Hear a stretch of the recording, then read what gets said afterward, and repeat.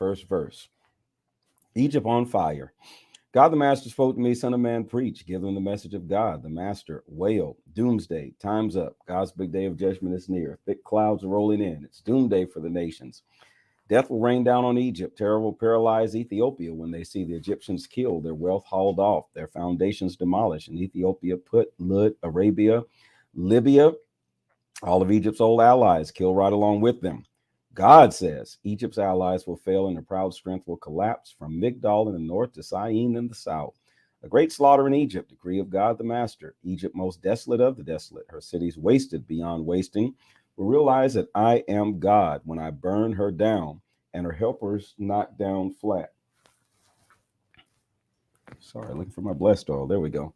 When that happens, I'll send out messengers by ship to sound the alarm among easygoing Ethiopians. They will be terrorized. Egypt's doom, judgment's coming. God the Master says, I'll put a stop to Egypt's arrogance. I'll use Nebuchadnezzar, king of Babylon, to do it. He and his army, the most brutal of nations, shall be used to destroy the country. They'll brandish their swords and fill Egypt with corpses. I'll dry up the Nile and sell off the land to a bunch of crooks. I'll hire outsiders to come in and waste the country, strip it clean. I, God, have said so. And now this is what God the Master says. I'll smash all the no-God idols. I'll topple all those huge statues in Memphis. The prince of Egypt will be gone for good, and in his place I'll put fear throughout Egypt. I'll demolish Pathros, burn Zoan to the ground, and punish Thebes, pour my wrath on Pelusium, Egypt's fort, and knock Thebes off its proud pedestal. I'll set Egypt on fire. Pelusium will writhe in pain, Thebes blown away, Memphis raped. The young warriors of On and Pi Besath will be killed, and the cities exiled.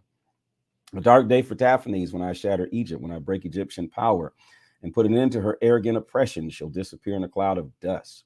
Her cities hauled off as exiles. That's how I'll punish Egypt, and that's how she'll realize that I am God. In the 11th year, on the 7th day of the first month, God's message came to me. Son of man, I've broken the arm of Pharaoh, king of Egypt, and look, it hasn't been set. No splint has been put on it, so the bones can knit and heal, so he can use a sword again. Therefore, God the Master says, I am dead set against Pharaoh, king of Egypt, and will go ahead and break his other arm. Both arms broken. There's no way he'll ever swing a sword again. I'll scatter Egyptians all over the world. I'll make the arms of the king of Babylon strong and put my sword in his hand. But I'll break the arms of Pharaoh, and he'll groan like one who is mortally wounded. I'll make the arms of the king of Babylon strong, but the arms of Pharaoh shall go limp. The Egyptians will realize that I am God when I place my sword in the hand of the king of Babylon. He'll wield it against Egypt, and I'll scatter the Egyptians all over the world, and they'll realize that I am God. Ezekiel 31, the funeral of the big tree. In the 11th year, on the first day of the third month, God's message came to me, son of man, tell Pharaoh, king of Egypt, that pompous old goat, that Lord Jesus, that pompous old goat. Who do you astride the world think you really are? Look, Assyria was a big tree, huge, big goat.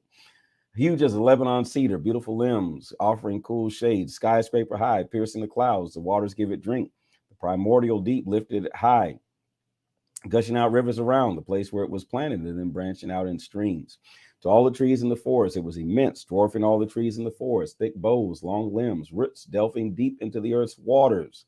All the birds of the air nested on its boughs. All the wild animals gave birth under its branches. All the mighty nations lived in its shade. It was stunning in its majesty, the reach of its branches, the depth of its water-seeking roots. Not a cedar in God's garden came close to it. No pine tree was anything like it. Mighty oaks looked like bushes growing alongside it. Not a tree in God's garden was in the same class of beauty. I made it beautiful, the work of art in limbs and leaves, the envy of every tree in Eden, every last tree in God's garden. Therefore, God the Master says, because its skyscrapered upward, piercing the clouds, swaggering and proud of its stature, I turned it over to a world-famous leader to call its evil to account. I'd had enough. Outsiders, unbelievably brutal, felled it across the mountain ranges. Its branches were strewn through all the valleys, its leafy boughs clogging all the streams and rivers because its shade was gone. Everybody walked off. No longer a tree, just a log. On that dead log, birds perch, wild animals burrow under it. The mark of the big tree nations, no more trees nourished from the great deep, no more cloud-piercing trees, no more earthborn trees taking over. They're all slated for death, back to earth, right along with men and women for whom it's dust to dust. The message of God the Master on the day of the funeral of the big tree, I threw the great deep into mourning. I stopped the flow of its rivers, held back great seas, and wrapped the Lebanon mountains in black. All the trees of the forest fainted and fell. I made the whole world quake when it crashed and threw it to the underworld to take its place all else that gets buried. All the trees of Eden and the finest and the best trees of Lebanon, well watered, were relieved. They had descended to the underworld with it, along with everyone who had lived in its shade and all who had been killed. Which of the trees of Eden came anywhere close to you in splendor and size? But you're slated to be cut down to take your place in the underworld with the trees of Eden, to be a dead log stacked with all the other dead logs among the other uncircumcised who are dead and buried. This means Pharaoh, the pompous old goat, decree of God the Master. Ezekiel 32, a cloud across the sun. In the 12th year, on the first day of the 12th month, God's message came to me, son of man, sing a funeral lament over Pharaoh, king of Egypt. Tell him, you think you're a young lion prowling through the nations. You're more like a dragon in the ocean, snorting and thrashing about. God the Master says, I'm going to throw my net over you. Many nations will get in on this operation and haul you out with my dragnet. I'll dump you on the ground out in the open field and bring in all the crows and vultures for a sumptuous carrion lunch. I'll invite wild animals from all over the world to gorge on your guts. I'll scatter hunks of your meat in the mountain and strew your bones in the valleys. The country right up to the mountains will be drenched with your blood filling every ditch and channel when I blot you out. I'll pull the curtain on the skies and shut out the stars. I'll throw a cloud across the sun, turn off the moonlight. I'll turn out every light in the sky above you and put your land in the dark, decree of God the Master. I'll shake up everyone worldwide when I take you off captive to strange and far off countries. I'll shock people with you.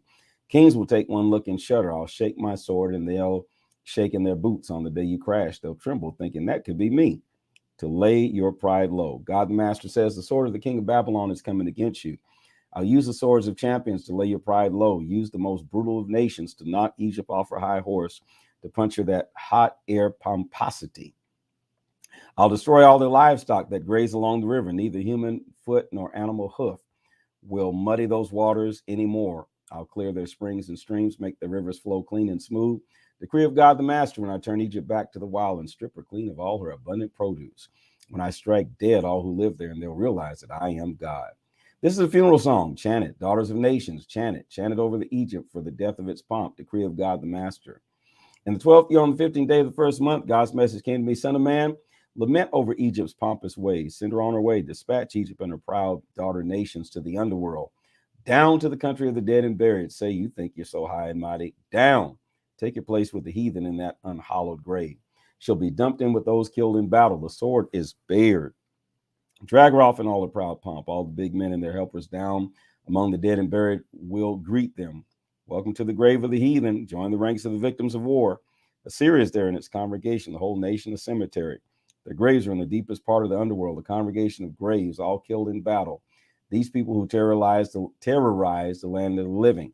Elam is there in all her pride, a cemetery, all killed in battle, dumped in her heathen grave with the dead and buried. These people who terrorize the land of the living, they carry their shame with them along with others in the grave. They turn Elam into a resort for the pompous dead, landscape with heathen graves slaughtered in battle. They once terrorized the land of the living. Now they carry their shame down with the others in deep earth. They're in the section set aside for the slain in battle.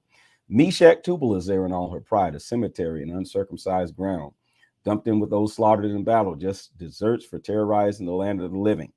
Now they carry their shame down with the others in deep earth. They're in the section set aside for the slain. They're segregated from the heroes, the old time giants who entered the grave in full battle dress. Their swords placed under their heads and their shields covering their bones, those heroes who spread terror through the land of the living. And you, Egypt, will be dumped into a heathen grave along with the rest in the section set aside for the slain. Edom is there with her kings and princes in spite of her vaunted greatness. She's dumped in the heathen grave with the others headed for the grave. The princes of the north are there, the whole lot of them, and all the Sidonians who carry their shame to the graves. All that terror they spread with their brute power, dumped in unhallowed ground with those killed in battle, carrying their shame with the others headed for deep earth. Pharaoh will see them all, and pompous old goat that he is, take comfort in the company he'll keep. Pharaoh and his slaughtered army, decree of God the Master. I used him to spread terror in the land of the living, and I'm dumping him in heathen ground with those killed by the sword. Pharaoh and all his pomp, decree of God the Master. This is the word of